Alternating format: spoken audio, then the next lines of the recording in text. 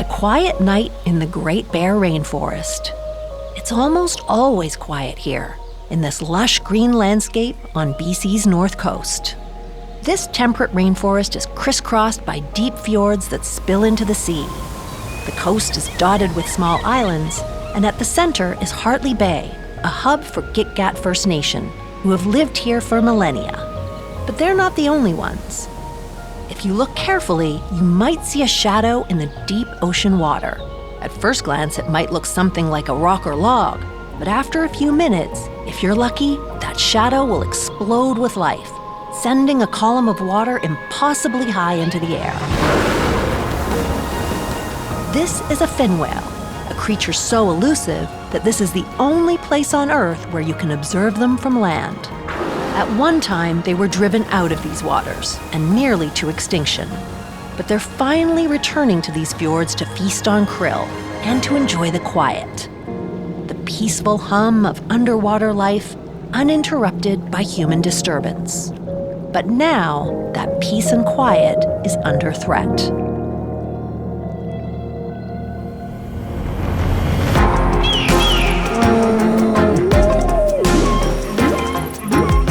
I'm Ziya Tong, a science broadcaster and explorer of our beautiful planet.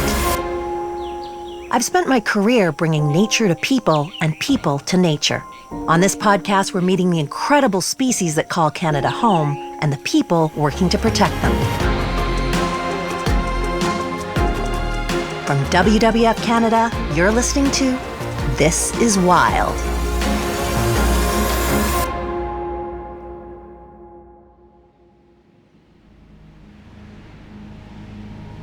When people think about whales, they imagine breaching humpbacks, singing belugas, or the iconic black and white pattern of an orca. Fin whales rarely make the list. Fin whales are the second largest animal on the planet after blue whales, and everyone knows blue whales, but fin whales tend to be, the younger sibling that's not really paid much attention to, unfortunately. This is Kristen Powell. She works at WWF-Canada, where she specializes in marine conservation and shipping. She thinks that fin whales haven't gotten the recognition they deserve. I feel like the general public just don't know a lot about them, and they're often overlooked, but they're definitely out there, especially across Canada. They're in all of our waters, and they play an important role in balancing our ecosystem on the coastlines. Like Kristen said, fin whales are huge. They're around 25 meters long, which is about the same as 2 school buses parked back to back. So why don't we hear much about them? Whales and marine mammals that people tend to know a lot about and generally love and feel a connection to are humpbacks and killer whales because they tend to be very active at the surface. We'll see them, slapping their fins and their tails and rolling around, maybe breaching their whole bodies out of the water, and that draws people to watch them from vessels or from shore. And although fin whales are extremely large animals, they're not necessarily doing the same behaviors at the surface. They can go for long dives, and they tend to be more sleek and more inconspicuous at the surface, so they're harder to see and watch for long periods of time. Fin whales are kind of like the introverts of the ocean. They tend to keep to themselves, traveling solo or with 1 or 2 of their babies. But that just makes it that much more exciting when they do make themselves known. They're not often pulling their whole tail out of the water, or maybe lobbing it or slapping it at the surface. When they go on deep dives, they'll kind of bend their whole body and propel themselves vertically to dive down. So sometimes you'll see that tail come out of the water as they go down several hundred meters at depth at times. From a distance, one way to tell which species of whale you're looking at is by examining the way they blow water into the air when they exhale. Different whales have different blows, but fin whale blows definitely take the cake. They can shoot water up to 6 meters in the air. If you see kind of a rippling, you'll see a body kind of glimmer up, reflect off the sun, and then you see that big characteristic blow, and you can see that several kilometers away depending on the conditions of the sea at the surface. Despite those sky-high blows, fin whales are very hard to spot in the wild. They're long and slender, and they tend to spend most of their time offshore, foraging in the depths of the ocean. In fact, there's only one place on Earth where you can observe a fin whale from dry land: the Great Bear Rainforest. You know, a lot of times when we're out on the water, or even just standing at the station on the deck and just sort of looking out, truly, you feel like you've gone back in time. That's how special this place is. There's no boats. There's just everything that's been there for thousands and thousands of years. This is Janie Ray. She's been studying whales for over 25 years, and she spends most of her time observing whale behavior in Gitga'at First Nation territory, at a research station that overlooks one of the major channels that connects the Great Bear Rainforest to the sea. The first time I saw a fin whale, I actually didn't know what I was looking at because I was so surprised, because where we were researching, there had never been a fin whale sighting for years and years since whaling. In the 19th and 20th centuries, fin whales, and many other kinds of whales, were hunted almost to extinction by commercial whalers. When Janie saw that fin whale near the research station in 2006, no one had seen one in the area for almost 50 years. And this whale came up, and what you notice is the body is quite long and the dorsal fin is near the back. And it just seemed like the body just went on forever, and then we saw the dorsal and then it went down, and we were like, was that a fin whale? Every year after that, Janie and her team started to see more and more fin whales in the area. This was especially remarkable because the massive whales were swimming inland, not just along the coast, but into the fjords that weave through the rainforest. According to Janie, that's because of the healthy ecosystem that thrives there. In other words, the whales are there for a feast. They spend a lot of time foraging. So when we see them go down, they can be down there anywhere from 7 to 10 minutes. But a lot of times when they come up, they come back up in the same area where they went down. That indicates to us that they're down there foraging and most likely feeding on small schooling fish or krill while they're down there. And when they come back up to the surface, it's to breathe. Fin whales are a type of baleen whale. Instead of teeth, they have hundreds of long, flat baleen plates made of keratin, the same material as your fingernails. When Janie says that the fin whales are foraging, she means they're deep underwater, gulping huge amounts of krill or small fish and seawater, then filtering the water back out through their baleen plates, keeping all of the food in their bellies. And while they're down there foraging, they're also letting out deep calls. So when you hear it, it's very hard for me to imitate a fin whale, but it's like a little pulse. It's like a whoop, whoop, whoop.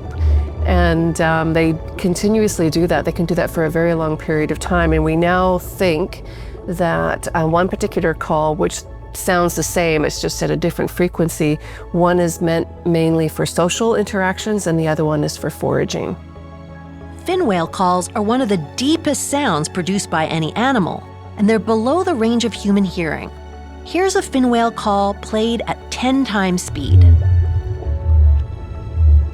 It's only by listening to these unique calls that we can get insight into the way the whales live. If you want to understand the behavior of whales and the connection they have with each other and their environment, you have to listen. Acoustics is essential. Whales spend very, very little time on the surface. Everything is happening under the water. They live in a world of sound.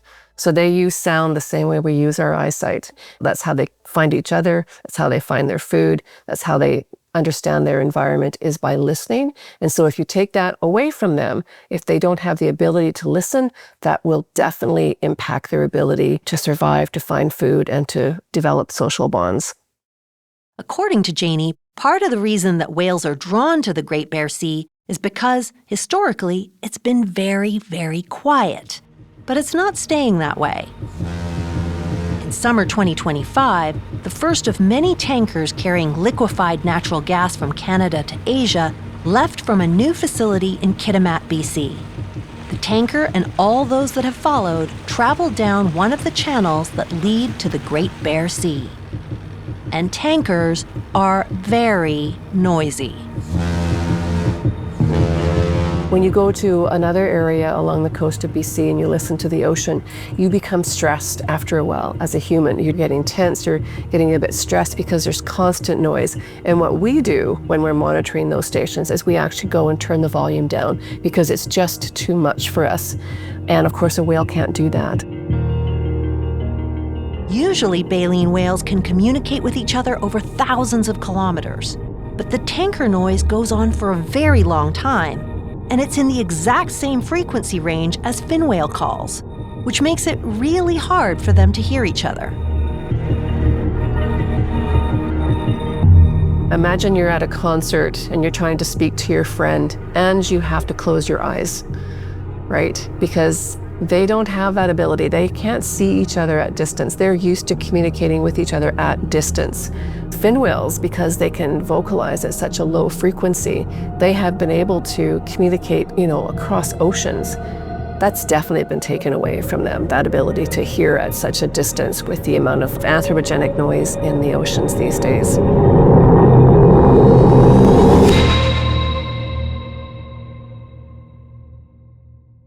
All that noise doesn't just interfere with communication, it can also put whales in real physical danger. With the threat of whaling gone, the ship strikes have become the new whaling. This is Hussein Aladina. He specializes in marine conservation at WWF-Canada, and along with Janie, he's one of the leads for a project called Ships, Whales, and Acoustics in Gitga'at Territory, also known as SWAG. There's two main goals of SWAG. One is to really try and reduce the impending threats that shipping may have on these large whales in the territory, particularly fin whales, humpback whales, and killer whales. And then it's also to build capacity so that Gitga'at are able to not only monitor, but also to engage in discussions around management and reduction of threats with regards to shipping in that territory. The SWAG project began in 2016 when it became clear that the new LNG shipping facility in Kitimat was going to have a major impact on important whale habitat. Before construction began, fewer than 50 ships traveled through the channels of the Great Bear Rainforest each year. Once the facility is fully operational, that number could reach as high as 700 ships a year. And it's not even the only LNG facility under construction in the area. Hussein and his colleagues at WWF, along with their local partners and members of Gitga'at First Nation, knew that documenting the territory now was crucial if they wanted to protect the whales in the future. One of our biggest concerns with new shipping in the territory that you're not only opening up shipping into a place that hasn't had intensive shipping before using a new route, but we clearly don't know what the impact of that new vessel traffic is going to be, and how vulnerable does a project like this with ships going through whale habitat make these whales susceptible to being struck or being hit and being injured or being killed. In 2023, the SWAG team published a paper about this potential impact. They projected that increased traffic from the LNG facility could kill up to 2 fin whales every year, along with 18 humpback whales. There would be more humpback deaths simply because there are a lot more of them in the area. But for a threatened species like the fin whale, even a couple of deaths a year could be devastating. At that rate, the regional population of whales would actually decline, which is a fairly concerning situation. Fin whales are one of the species most likely to be struck and killed by commercial ships. And scientists have a theory as to why.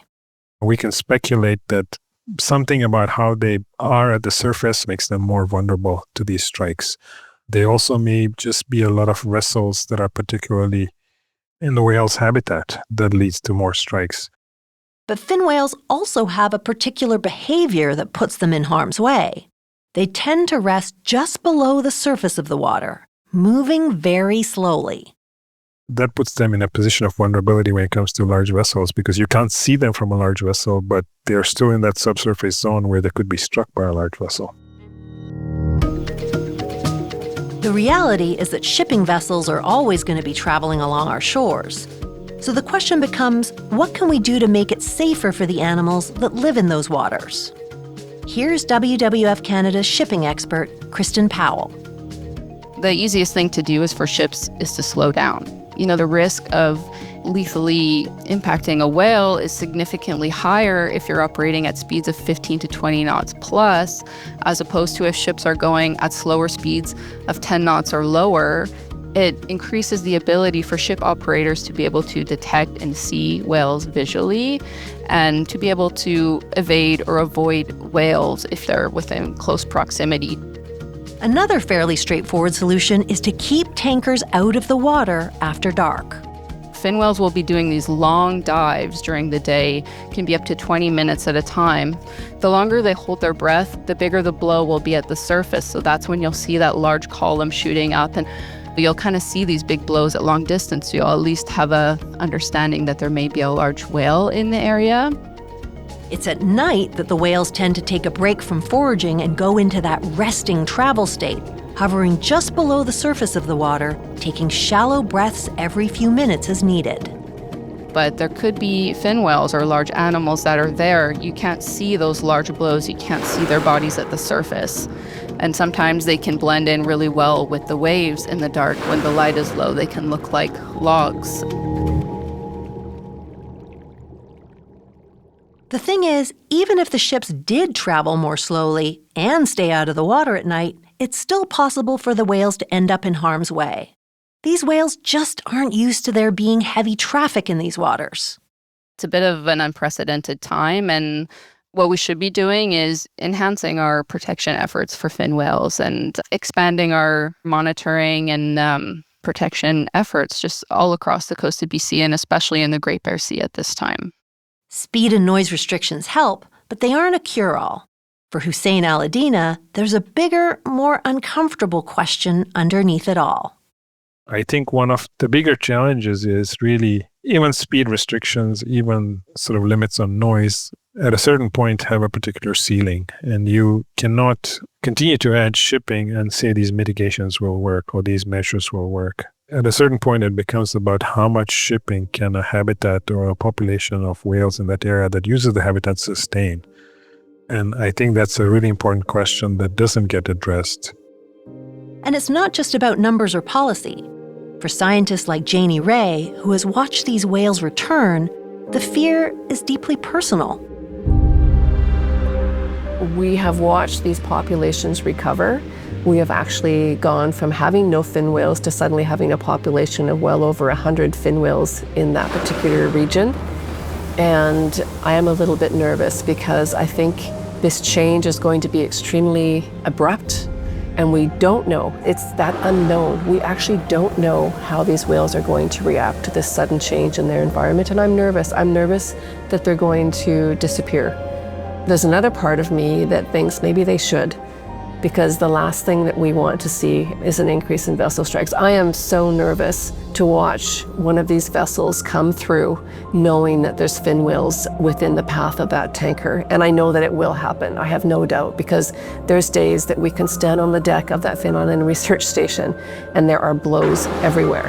It would be impossible for a tanker to come through at that time and not actually impact or strike one of these whales on certain days of the year. So I'm scared. Fin whales are quiet and mysterious. They communicate below our awareness, and they prefer to keep out of sight. The fact that they return to the Great Bear Sea should be cause for optimism. It's a sign of a beautiful, vibrant, thriving ecosystem. An ecosystem worth protecting. At the end of the day, it's simple. It's, what is the kind of planet or what is the kind of environment in which we want to be able to live and thrive? What we do has an impact on nature, and we need to do some of those things because of how we're built as a society. But it doesn't all have to be one way. We have to find that balance. And I would say that, this is an effort to find balance because it's not just about the future of the whales and biodiversity, but it's also the future of humanity.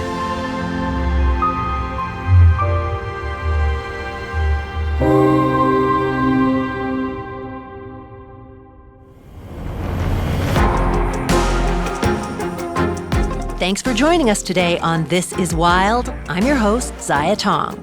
To learn more about the impact of shipping on the whales of BC's North Coast, you can head to wwf.ca/thisiswild. If you enjoyed this episode, please leave us a review on your favorite podcast app, and don't forget to share this show with your friends. And if you have any questions or suggestions for the show, you can send us an email at thisiswild@wwf-canada.org. This is Wild is created by WWF Canada and Antica Productions. Our executive producers are Jeff Siskin, Laura Reguer, and Stuart Cox. This episode was written and produced by Emily Morantz. Our production team at WWF Canada is Joshua Ostroff, Aaron Saunders, and Tina Knezovic. Nicole McAdam is WWF's VP of Comms. Mixing and sound design by Philip Wilson.